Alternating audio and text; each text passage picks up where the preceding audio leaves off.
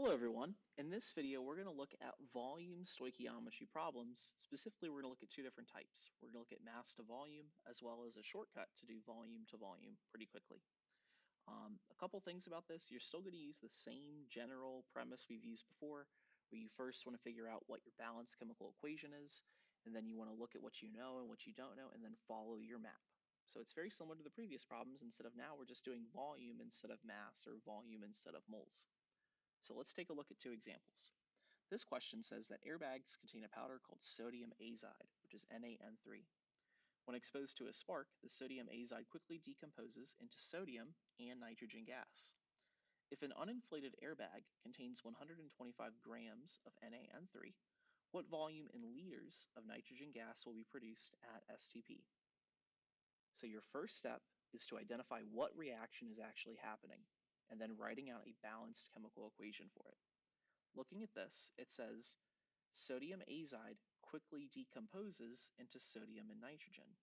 Well, sodium azide is given to us as NaN3 in the question, and that's going to decompose into sodium and nitrogen. Sodium is Na, nitrogen is diatomic, that's N2. So if you think of a decomposition reaction, it's one thing, then an arrow, and then multiple things. So sodium azide will be the sole reactant on the left. Sodium and nitrogen gas will be my sole products on the right. So let's see that equation as it's balanced. Two NaN3s yield me two sodiums and three nitrogen gases. So this mole ratio is 2 to 2 to 3. Once I have my balanced equation and I have my mole ratio here for each reactant and each product, let's look and see what the question is giving me and what it's asking to solve for. Well, it's telling me I have 125 grams of sodium azide, but it wants me to figure out what volume of gas, specifically nitrogen gas, will be produced. And what's really important is they tell me that we have STP present here. STP is important because if it's not an STP, we can't use that 22.4 liters that we're so familiar with. So let's identify where in this equation we're given and what we have to solve for. I have 125 grams of NaN3, so that's how much that stuff is there. And for nitrogen, my volume is unknown. This is what I'm trying to solve for, and that's given to me in the question right here. What volume in liters? So that's what is coming right here. So let's look at our map and see where we're at and where we have to go.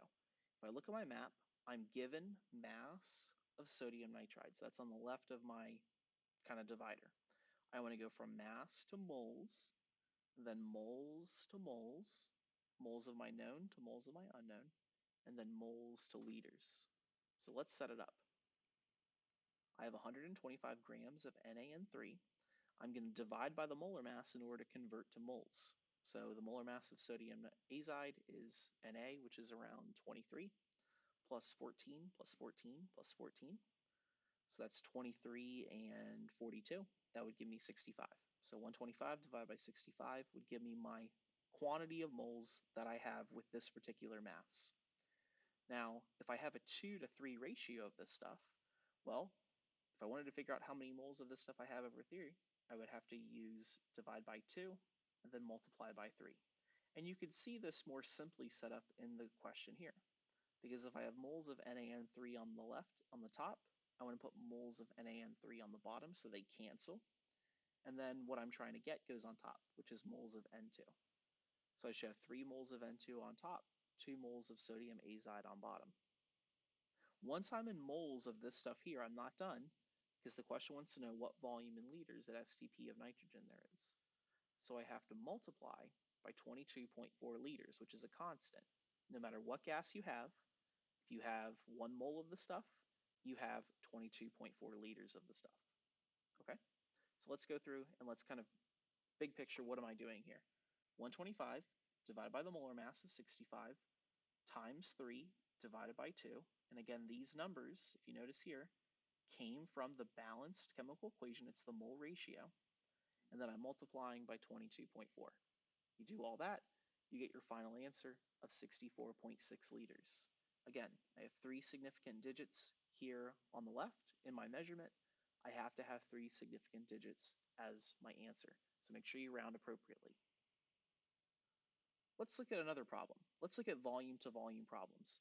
This one, there's a really convenient shortcut you can use, which I'm going to show you, but I'm also going to kind of write in the long way that if you wanted to be safe, you could do it, but there is a little bit of a shortcut you can do. So volume to volume problems. Let's look at this one. This is similar to the one we saw in the mass to mole problem on the last video. It says what volume in liters of hydrogen gas is needed to react completely with 15.5 liters of nitrogen gas to produce ammonia. So basically, the question is asking, how much hydrogen do I need to react with 15.5 liters of nitrogen to give me ammonia? And remember, you have to have this reaction happen in that mole ratio to maintain the law of conservation of mass. But regardless of all that, step one's always the same. Write a balanced chemical equation for what's happening. H2 is reacting completely with nitrogen gas, N2, to produce ammonia, which is NH3. So let's write it out and let's balance it. So looking at my mole ratio here, it's 3 to 1 to 2. So if I'm starting with 15.5 liters of N2, I'm trying to figure out how many liters of hydrogen gas I have. And that's what the question's asking. It's saying what volume in liters of hydrogen gas is needed. So I'm trying to convert to my other reactant. Well, here's a nice little trick you can use. When you're doing volume to volume, you only have to use the mole ratio to figure out your answer. And I'm going to show you why in a second. But you'll notice that the ratio here is 1 to 3. Let's think about this if you follow your stoichiometry map.